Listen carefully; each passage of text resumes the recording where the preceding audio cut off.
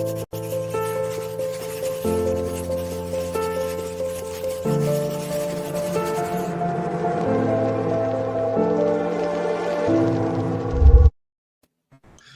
everyone, this is David Ellis and I'm here with Amy Kruzik, and today we're going to be talking about a very important topic. Amy, tell us about it. Okay, today we're going to talk about conventional medicine versus holistic medicine. And what? The weighing of them each?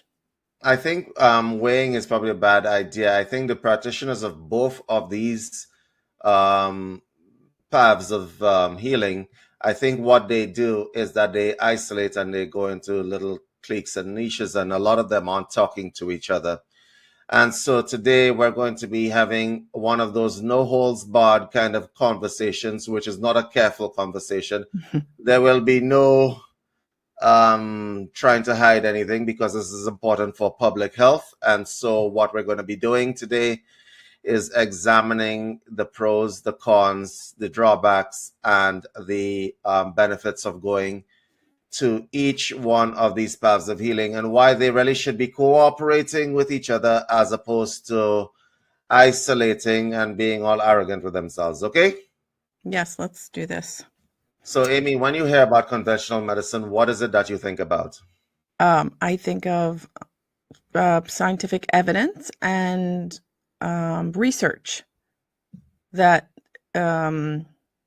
they do that's behind what they believe in, right? So, well, this has research behind it, so you got to believe in this.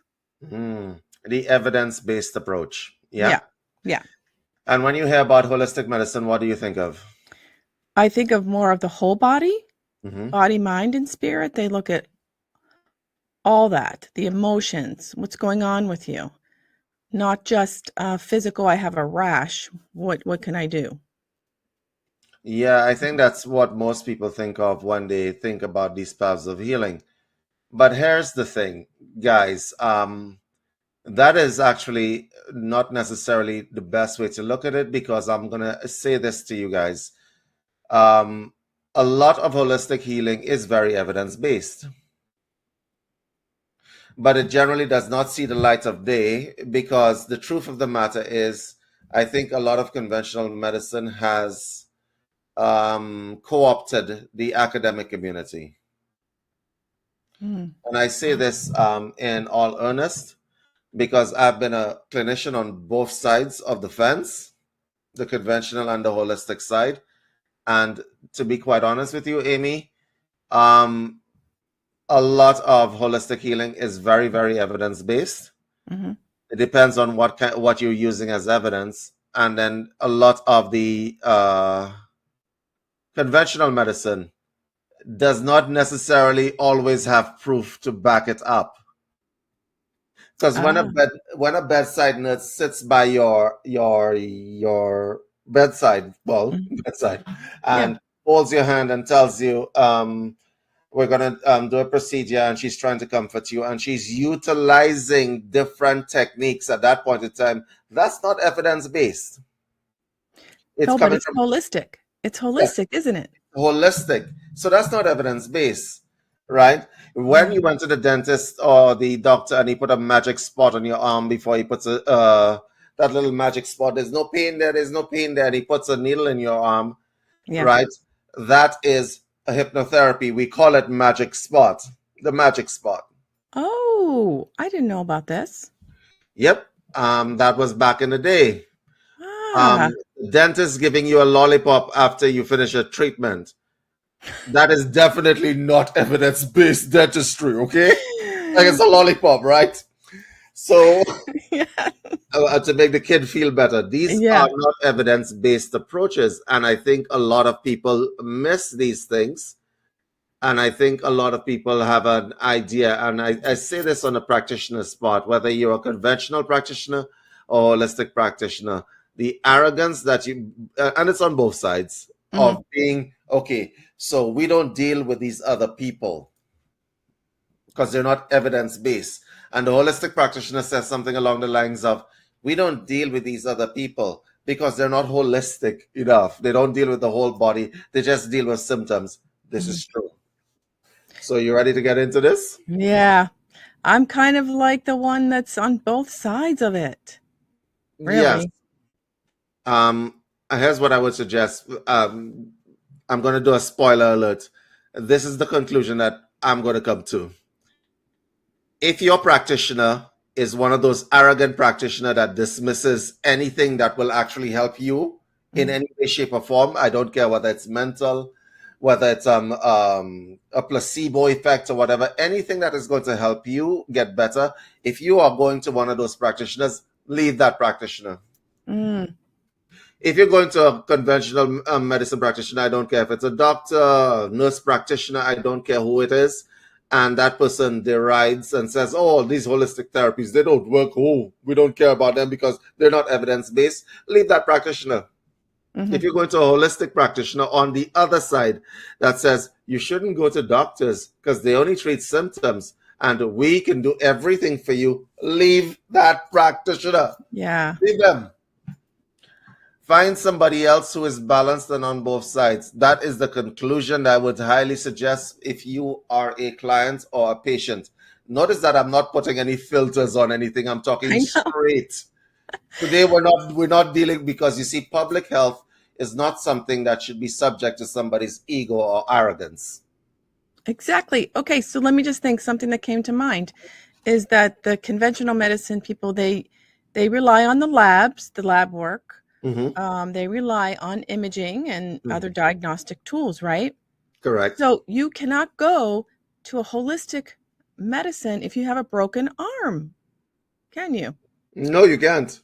You need a cast. You need to set that bone. Correct. You absolutely need to set that bone because I suppose you would know if your arm is broken, but sometimes you don't because it's a hairline fracture. Exactly. But my point is that when that bone is actually set and it's in the cast and it's on the mend and when the cast comes off and so on, you can absolutely go to a holistic practitioner to help you heal quicker than you would normally speaking. Yes. So it's a balance of the two. So I want to go through a few things here, and I want to just make some definitions before we start this discussion. So on the conventional side, they rely on evidence-based practice. Now, what does that mean? It means that we put time and effort into science so that the scientific method says that results should be replicable. Okay? So you should be able to get the same result utilizing the same treatment over and over again. So as in a case of a broken arm, if you put a cast on your arm, it heals eventually. If you put a cast on my arm, it heals eventually. Okay? So that's the scientific approach. You can replicate the results. Okay? And evidence-based means that we could see, right, under a microscope that this blood vessel is doing this, and if we put this substance, it's going to do something else. So that's the evidence-based approach. We can see, we know, we can replicate the results. That is the evidence-based approach. The holistic approach tends to treat symptoms as a symptom of a deeper issue, as an example. So as an example, if you had back pain, that could be the result of lifestyle factors. It could be the result of certain kinds of factors that are internal to yourself, including psychosomatic back pain, where people do not feel supported, as an example. Okay? But there is evidence there, because the reason why I'm going to say there's evidence there, because if it is that people get relief, let's say from acupuncture for back pain, lower back pain, and it's repeated over and over again, then guess what? That's a scientific method. You see where I'm coming from? Yeah, I do. I want to argue on both sides of the fence, and I want to be very balanced because I think I represent both sides of the fence. Okay. And then there's some people that fall in the middle and the cracks, and they don't believe that they fall in the middle of the cracks. So, example, acupuncture, you fall in the middle because you're dealing with hot and cold, and you're dealing with Chinese medicine. Your acupuncturists are not holistic because they actually have associations. They have like evidence-based approaches, but they're not conventional either. So, Amy, let me ask you a question. We're counselors, right? Psychotherapists, where do you think they fall? What is the evidence base there? Oh, see, I see both sides. It could do, because you're working with the mind, the body, and the spirit. It could fall into holistic, but it also, there can be conventional ways of using counseling.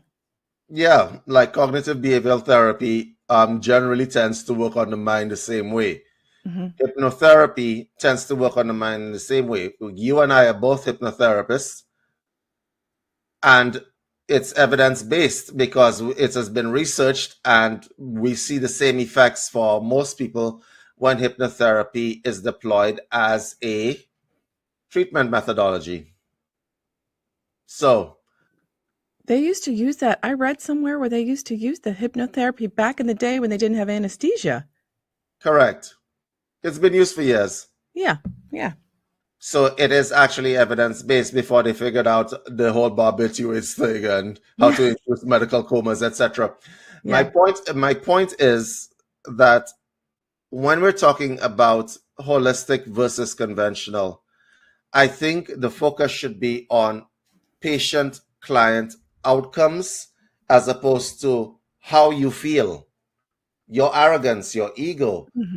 Right? There are many doctors over the years that we've spoken to that dismiss completely any kind of holistic therapy. They are so set in their ways, and these people are actually, I'm going to say it straight, are harmful to public health. They are. You see, I don't care about any consequences for saying this. I mean, it might be on Instagram, we might get banned on Facebook, but I do not care about the consequences of. I could actually say that these people are harmful to public health. Similarly, holistic practitioners who do not believe in conventional medicine, who actually tell people, like some spiritual leaders that I know, who actually tell people, don't go to doctors, if you have cancer, get yourself to a doctor. Absolutely. If your holistic practitioner tells you not to do so, fire that holistic practitioner. Absolutely. I actually have a story related to that. I had a friend. She was in her 30s, had breast cancer, had a small child, went the holistic way. She's dead. She died. Correct. It was too late before she realized that she needed to do, mastectomy.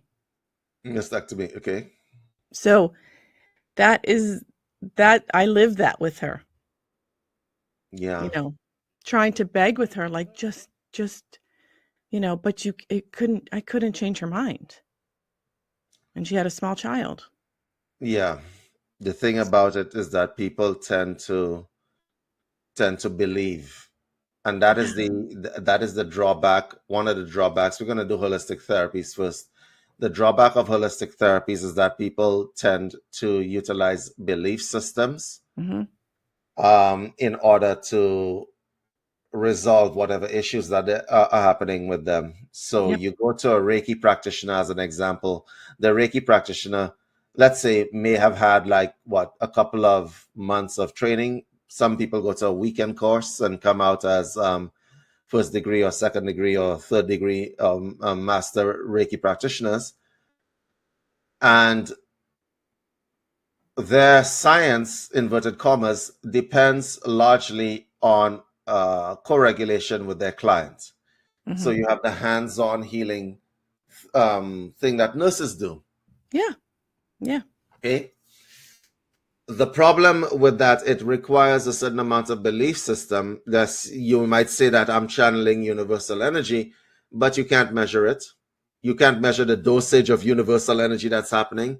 So the Reiki practitioner will tell you something along the lines of, the universe knows the correct dosages to give you. It's all natural and so on.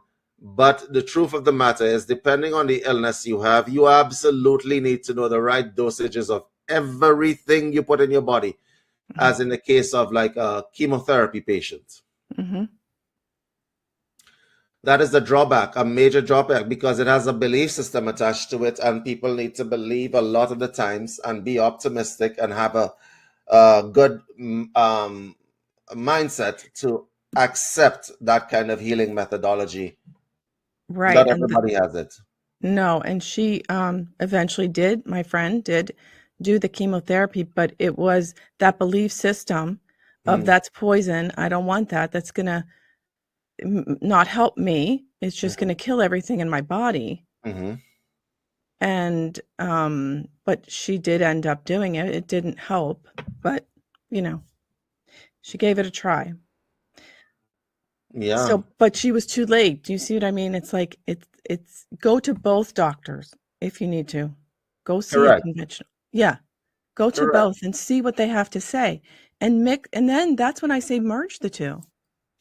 Yes, and now I'm going to knock conventional medicine because we're balancing this conversation. Yeah. Conventional medicine people, you guys are arrogant. Absolutely. I'm going to say that to you all right now. Okay. These complementary and alternative medicine people, the reason why people go to them is primarily because they have heart in what they're doing. Okay. And I say heart in that you will go to a doctor, I don't know, in North America necessarily, and spend exactly 10 minutes. That man does not know your face. I know. That man has sat down with you, he's gotten a list of symptoms, and he's told you, guess what? Take this, that, and that. And y'all overprescribe medication and you all have turned people off. I am going to be very, very, very plain and blunt with you. And I have been a practitioner on your side of the fence as well. So if you all have any complaints, tell it to Jesus here, because I'm going to just let it out. Okay. So you guys have overprescribed medication for people. Like, people come to y'all with serious mental issues. Y'all don't send them to a holistic practitioner. Y'all don't send them to a counselor. You're going to give them what? Antidepressants. They have problems that they need to resolve. That's not scientific. That's the first complaint that I will have. The second complaint that I will have is that there's a reduction in public trust. You guys need somebody to tell you all this. There's a reduction in public trust, and I'm not going to reference the last 5 years that destroyed families and destroyed public trust in the healthcare system. I'm not going to make a reference to that thing that happened since 2020. I'm not going to make a reference to it. But when it is that y'all got to the stage where y'all are actually utilizing coercion methods along with legislation and the government to get people to put needles in their arms, yeah, y'all destroyed public trust and nobody trusts y'all. Yep. I went to the doctor about 2 weeks ago and I'm like, I don't trust you. Yeah. I don't trust you. Okay. And the reason why I don't trust you is when you walk into a doctor's office and you see the advertisements for different kinds of medications that are set up there, knowing that those pharmaceutical companies are paying you to put those advertisements in your practice. They sure are. It destroys public trust because it's in your interest to prescribe something to me because you get paid. No public trust. I think that's very important to say, because some people listen to their doctor. I don't. I say no whenever she tries to push something on me, like pneumonia vaccine or that flu shot, pneumonia. I'm like, no, I'm healthy, so I don't need that.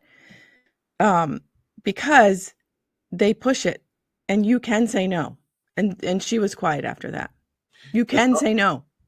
Yeah, a lot of people don't know that they can say no. You because can. because what is happening is that the doctor is trying to push stuff because I want to say something to you guys, and I'm going to knock conventional medicine, and I really don't care who gets upset right now watching this broadcast. Here's the thing. When they go to medical school, it costs a lot of money. They come out with medical tuition bills that they have to pay off. Mm-hmm. So now they run to the pharmaceutical companies to give them these sweet little deals. So the more they prescribe to you, the quicker they could pay off their student loans. Because medical school is not cheap. Mm-mm. Okay? Any kind of medical or paramedical training is not cheap. And so they pass the cost off onto their clients and their patients. Is that wrong? Yeah, it's wrong. It's immoral. I'm going to tell you that right now. It's immoral. It doesn't mean that a lot of healthcare practitioners on the conventional side are not genuine. They got into it for the right reasons. But a lot of y'all have destroyed the public trust. People do not trust you guys anymore. They don't trust y'all. Yeah. And that is as plain and straight as I said. And the thing that y'all are pushing medication for things that people can probably heal from, especially there's a reason why there's an opioid epidemic in the US and in North America. Actually, it's all the way in Canada as well. The reason for that has to do with the fact that opioids are actually medical grade drugs for pain that were overprescribed. People got a real liking for it, and people are now black marketing those drugs and so on. And let me tell you, if it's an opioid, it probably got manufactured in a legit lab. So yeah. So that is the second thing. The third thing that I'm going to knock conventional medicine for, and I have to say it, is the arrogance and the ego. Y'all don't let people advocate for yourselves. You see what you just said, Amy? You say no. A lot of people don't think that they can say no because what the medical practitioner does, because the man in the white lab coat absolutely has to be right. Yeah. He absolutely has to. So a lot of people think that way. Yeah. A lot of people think that way. The man in the white lab coat has to be right. No, actually, sometimes the man in the white lab coat is absolutely wrong. I don't care if he's been to school for 10 years. Sometimes he's actually wrong. And I say this because I have been to a man in a white lab coat when I was younger. I got an injury. This is my personal story. And the man in the white lab coat said, well, we're going to have to operate. We're going to have to get into your back because I injured myself lifting weights. And we're going to have to do some operation on your back. Yeah, I told the man in the white lab coat, no, no, you're not doing that. Then I spent the next 5 to 6 months doing hatha yoga to reform myself. The pain went away. After about a year, I went back after the same weight that hurt me and I lifted it comfortably. Wow. So the man in the white lab coat, yeah, most times he's right. A lot of the times they're wrong. They're absolutely wrong. Especially if you have an issue that involves the mind, go see a counselor. Do not take the medication necessarily. I'm not going to tell you don't take the medication. I'm not going to say that because, somebody on Instagram is going to be whatever, right? But explore your options. Explore your options first before you decide that you're going to go on certain medications that might have you tied to them for life. Right. And do your research. So you can say to your doctor, thank you for that. I will think about it. And you go do your research and you look at, what is it? The risks involved. Yeah. And sometimes they don't give you that option because I think I've met a couple of practitioners on the conventional side who scare the bejesus out of patients by the way they actually treat them by saying, "Oh no, if you don't take this, it'll get worse, and you might die." They say things like this, guys. That's what destroys public trust. And the last thing that I'm going to knock you guys for, because I'm going to go on the holistic side just now, so you guys can just wait for this part. The last thing I'm going to knock you guys for is this idea that you guys have that y'all are the gods of healing. You're not. Yeah. The father of modern medicine is Hippocrates. He didn't have an MRI machine, all right? He had herbs, he had tonics, right? He suggested therapy, meaning rubbing and massage. He did that thing. You guys are not the gods of healing. You are not. Y'all are facilitators. Y'all don't cure anybody. Y'all facilitate healing. I'm gonna repeat that for the guys in the back. When a doctor says, "Oh, I cured her of her cancer," oh my God, oh, that hurts. When a doctor says he cured anybody of anything, he's lying. What you mean is you made it possible for the person's body to heal itself. That's what you actually mean. Cut the crap. You guys are not the gods of healing. I'm going to be calling you guys out right now, okay? The arrogance has gotten way out of control, so much so that you're going to the government to legislate. And I mean, and I've seen, I read the journals. So what is happening now in a lot of the world, and people don't know, is that they're trying to push certain legislation that would make certain kinds of actions by health bodies mandatory actions. Do I think that's right? No, because then I trust you all even less if you're going that route. I trust you even less. Yeah. And now for the holistic side. Amy. Now for the holistic side. Yes, because I will go on the holistics. Amy, tell me, have you had bad experiences on the holistic side of healing? No, I have not. Okay. Well, I don't know what you mean by that, because what I don't I've never been to holistic so-called, what do they call them, naturopathic doctors? No. But I have done my research and said, these herbs are good for this, and then I look at what medications I take, and if it doesn't work, then I don't take it. So I kind of do my research. Is that what you're asking? Yeah, like acupuncturist, infrared. Oh, that. Oh, for sure. Oh, yeah. Okay. Now I gotcha. Yes. Have you had any bad experiences? No. Okay. No. Holistic people, I'm going to give y'all some issues now. Number one, a lot of y'all are specialists. If you studied acupuncture, may I highly suggest that you study counseling. Okay? You're dealing with needles. People don't friggin' like needles, okay? So if you're gonna be dealing with that, study a little bit of counseling to go with that. The problem that I have with holistic practitioners is that they don't read. Okay? Because they want to separate themselves from those bookworms over there with the evidence-based stuff. Right? It's all about the universe. It's all about the forces and so on. No. Sometimes it's about just reading a book.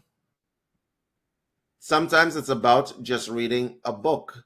And if you are a holistic practitioner, you need to know what the person's doctor is doing so that you don't contraindicate by your treatment methodology or your suggestions what that doctor is doing. And a lot of people do not do that. A lot of holistic practitioners are underinformed about conventional medicine. They don't know what the drugs and their effects are. Okay? So if you are a nutritionist, and nutritionist is not really holistic, it's evidence-based, but if you are a holistic nutritionist, let's say, put it that way, and somebody comes to you, you need to know at what stage of the cancer treatment you can recommend chemotherapy at what stage of the cancer treatment you could recommend turmeric, because at certain stages it will counteract what the doctor is doing. A lot of people don't know that, but then you would need to read to find that out. Okay? So when you're recommending stuff for people, you need to actually have read the literature on what it is that is applied in certain situations. I want you guys to listen to these things and be aware of them, because the truth of the matter is that a lot of holistic practitioners are underinformed. They don't read, they don't know, and so on. And then there's some holistic practitioners that says, "Oh, well, we're out of that because we're doing stuff like Reiki, energy healing." Mm-hmm. Okay, even massage therapy can be contraindicated depending on the kind of massage therapy, especially in situations where cancer is involved. I suspect you might not want to deep tissue certain parts of people's bodies when they have cancer. I'm just going to just Right. right. I'm just going to say that. But they would tell you that they have cancer. And if you don't know and you didn't read, then you will do what you think you should do, which would probably be the wrong thing. And you would actually help a disease as opposed to fight it. Okay. And go ahead. No, go ahead. Finish. No, I think a lot of holistic practitioners are they're so insular. For the people that are doing energy healing and so on, and you think, well, that isn't going to contraindicate anything because I'm not actually touching anybody. I'm just using energy healing and so on. No, there are certain situations where even energy healing may be contraindicated. Wow, that's Yeah. new to me. That is new to me. So here's my question to the holistic, like massage therapist and acupuncturist and all that. What about their... Okay, so let's say you come into my office and, oh, you have an intake form, right? So do you have, list your medications you're on? Okay. So let's say they listed him, but that day you didn't do your research on those particular... I know, but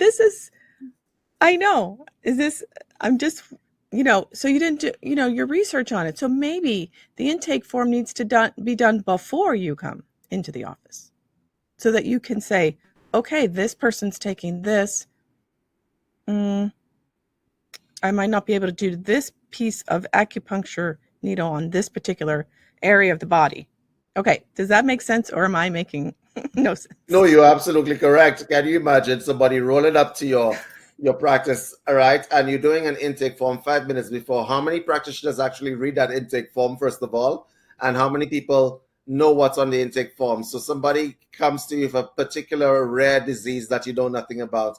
Do not treat that person at that particular point in time.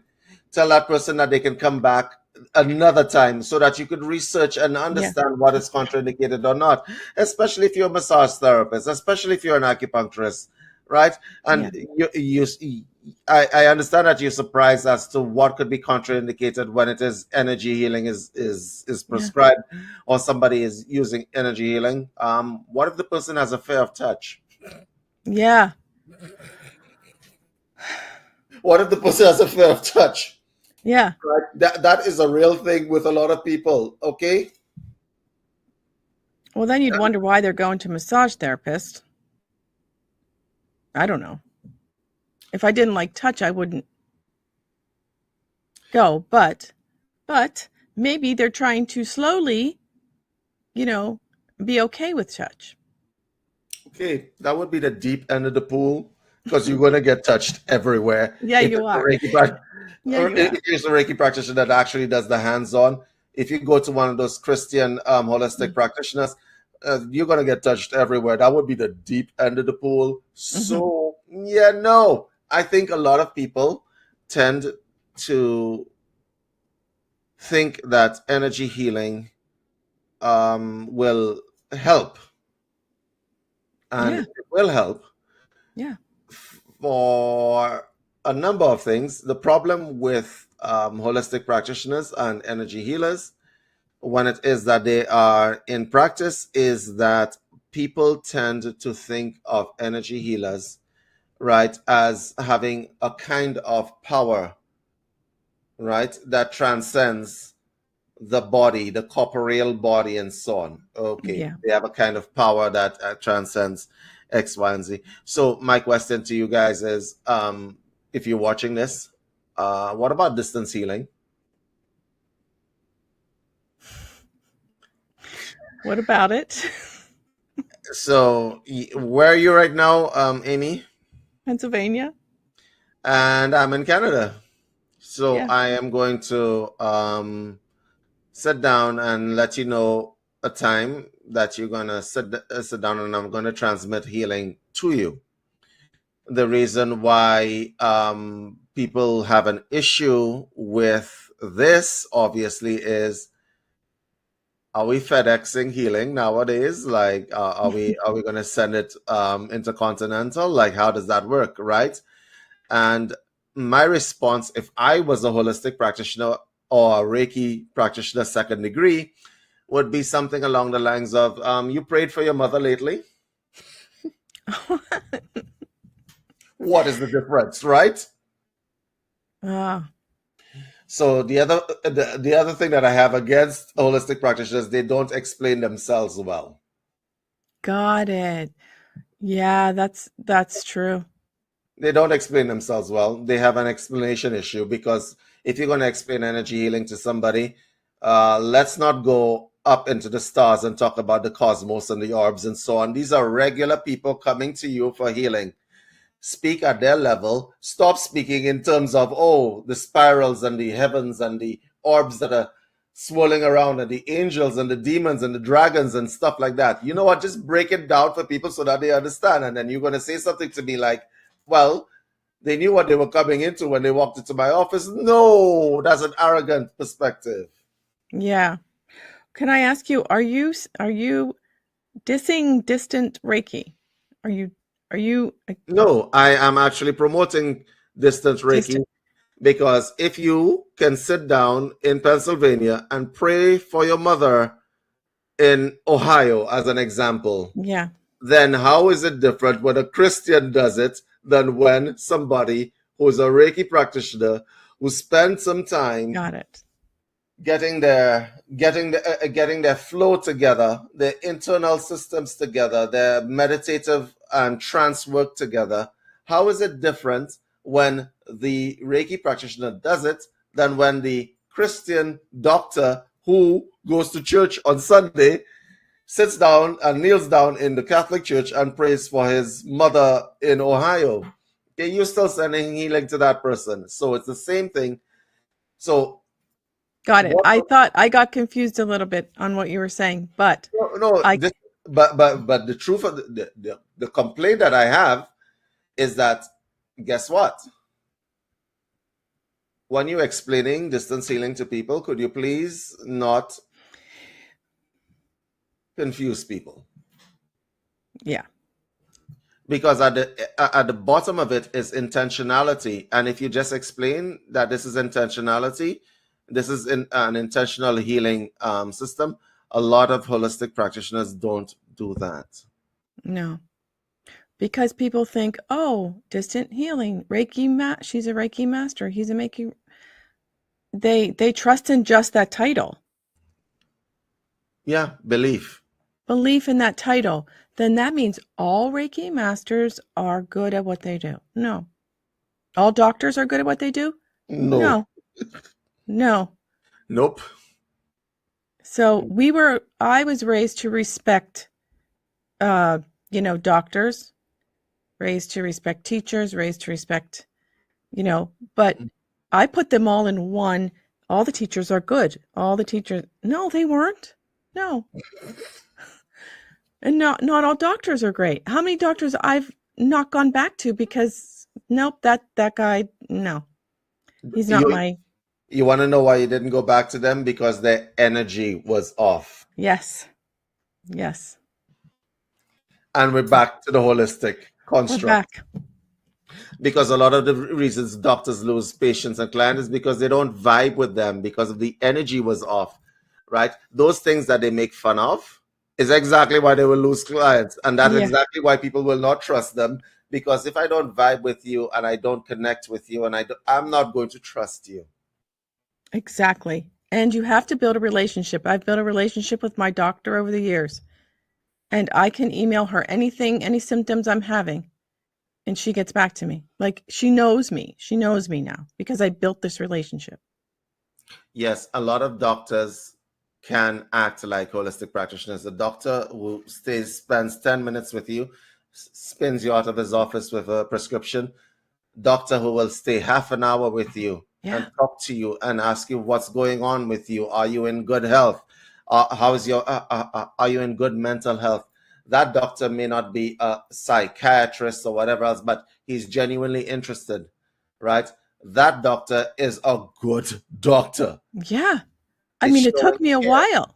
It took me a while to find her, but she spends a half an hour with me. And for my yearly exams, she Mhm. spends a half an hour. It's like when she walks in, there's no time. She has all the time in the world. Yes, because she's not struggling and trying to fight to pay her medical tuition bills.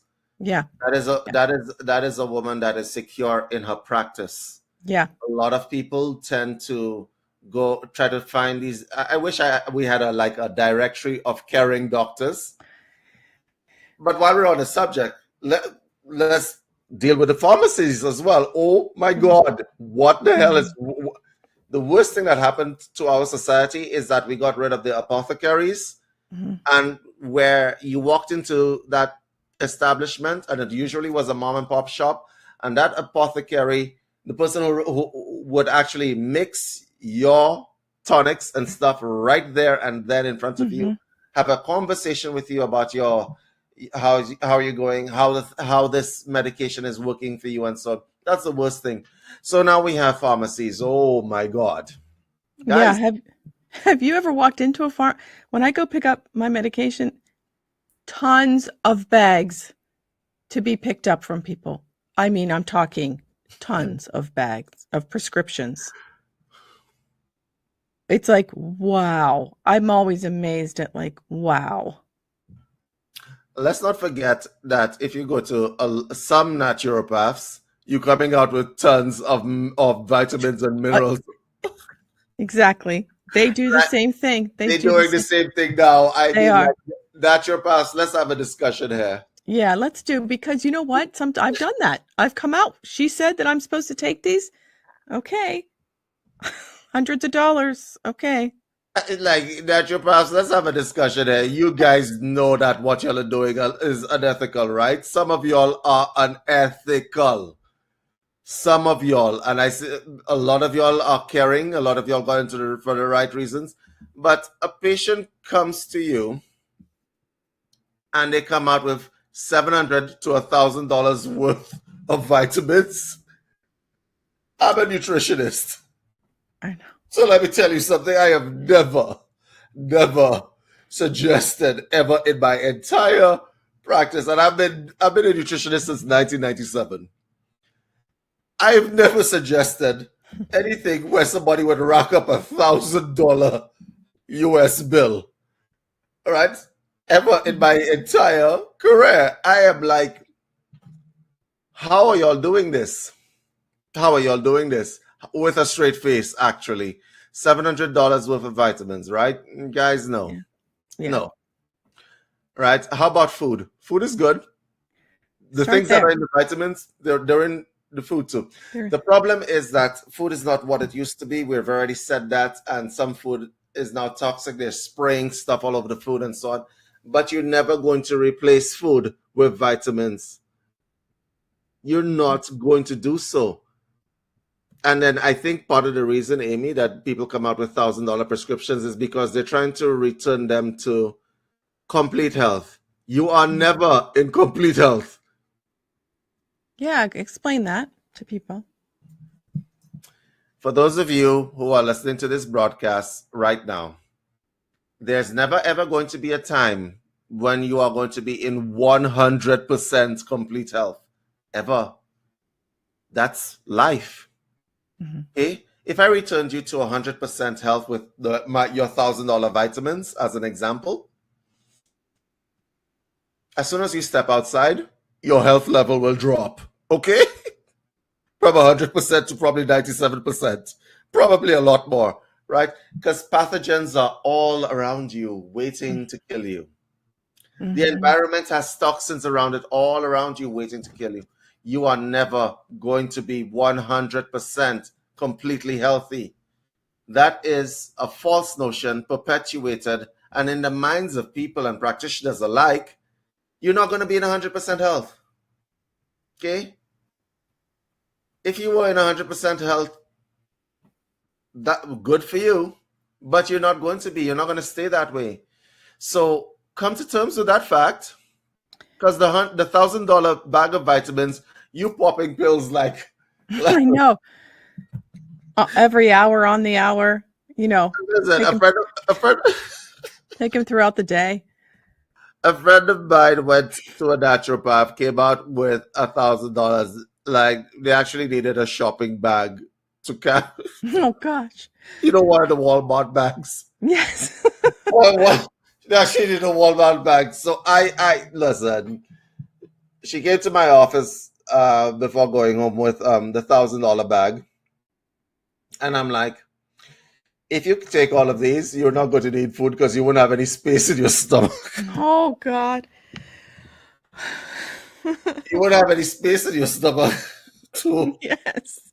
for anything else. Like what are you going to be eating after this? Apples? Because that's all you'll have space for.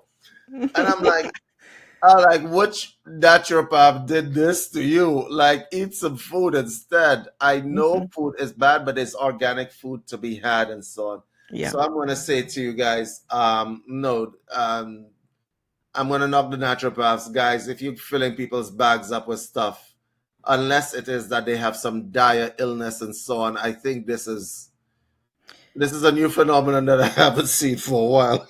Okay. Yeah. The pharmacist, wow, talk about depersonalization of an industry. So pharmacy needs you to be sick to buy drugs. Okay.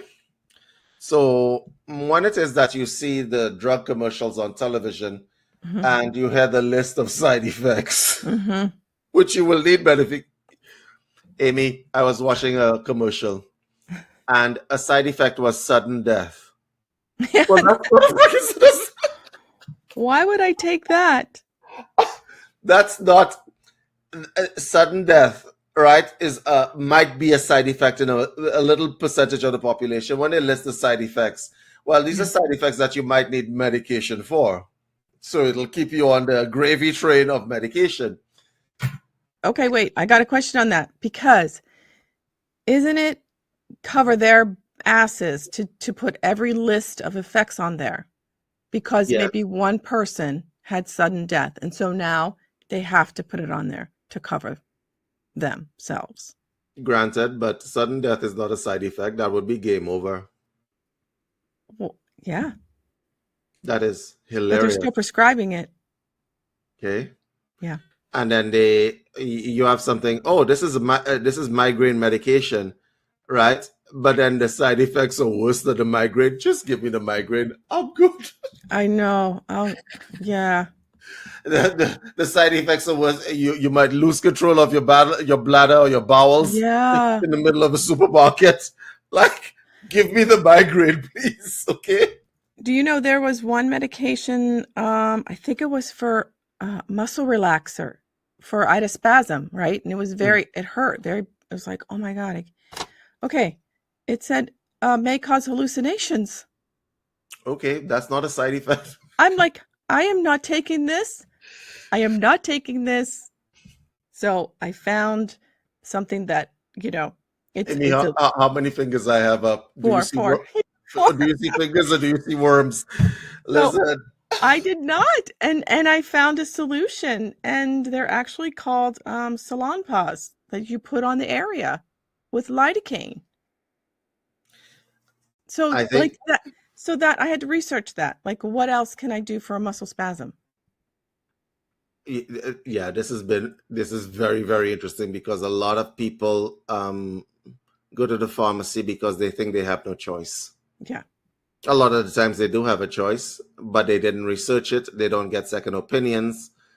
They just go to the pharmacy because the doctor sent them there, because the doctor has a loan to pay, etc., etc. We're Yeah. exposing all the things. I'm going to just say, to round off this whole conversation, the good things about both sides of the Yes, equation. let's do that because I like both sides. I like both sides too. They're absolutely necessary for the for the conventional medicine. You guys are doing your best, and y'all are providing evidence-based medicine for people. Yeah. I love the fact that when you meet a good doctor, you're not only meeting a good doctor, you're meeting a good person. Yeah. When you meet a good doctor, I think that the conventional medicine model is overwhelmed with a lot of people. Nurses, especially in hospitals, are strung out. They don't catch a break anywhere. And I want to shout out to the nurses out there, Yeah. because y'all do an excellent job of bridging the gap between this harsh conventional approach and the caring approach. Okay, Yes, so they do. shout out to all the nurses out Yep. there. I want to also say that in terms of conventional medicine, if we did not have it, we have moved medicine. People are living longer, they're living fuller lives, and so on. Yeah. So I'm conventional actually proof medicine, of that. I'm yep, proof of that. Otherwise, I would not be here if it wasn't for conventional medicine. correct, right? Right.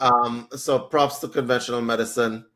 Props to the evidence-based approach methodology, because honestly speaking, because of this, you saved a lot of lives, Yeah. thousands of lives. Yep. On the holistic side, there are not enough holistic practitioners for the population. Conventional medicine cannot do it alone. Absolutely, they can't. They need the complementary side, because we actually nurture a lot of the population. Okay, and I say nurture the population because a doctor probably can't spend an hour talking to a client, but we can absolutely do so, right? Mm-hmm. Holistic medicine have given people a reason to believe in healing again. A lot of the holistic practitioners give people hope when they feel like they have no hope. Mm-hmm. I have read a lot of biographies of people who have had cancer who came back and kept fighting because the holistic practitioner told them that there is hope. Mm-hmm. Deal with your demons, forgive, let go Mm-hmm. of things, right? And they had a reason to continue living. Okay, and that the desire to be healthy, the desire to continue healing is a very, very important part of the health process. Okay, as a friend of mine would say, you have to have a strong reason to live, Yeah. to beat things like cancer, as an example. Yeah. So I want you guys to really give props to the holistic practitioners, because you guys are doing a service, and the load that you guys carry is very high. I've seen holistic practitioners really care for their clients, really care. Yeah.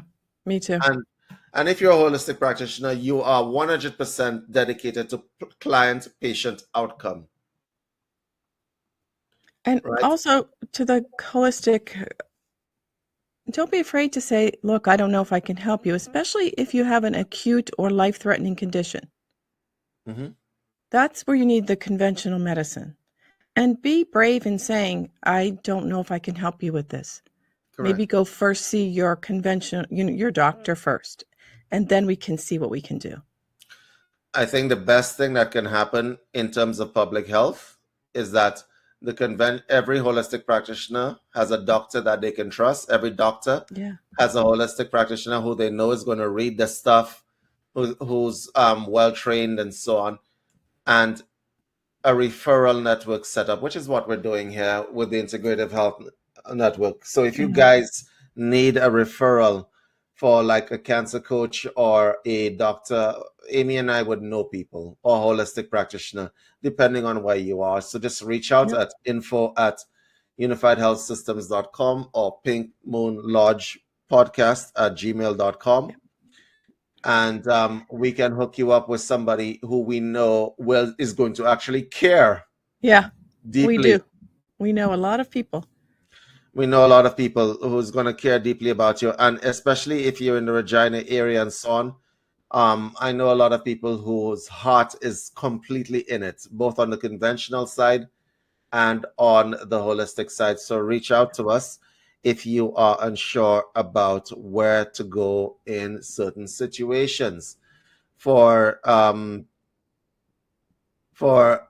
public health, I hope that everybody who's watching this podcast, whether you all hate us at the end of this podcast or not, took something from this podcast, because what we're trying to do is actually speak plain and truth to people with transparency.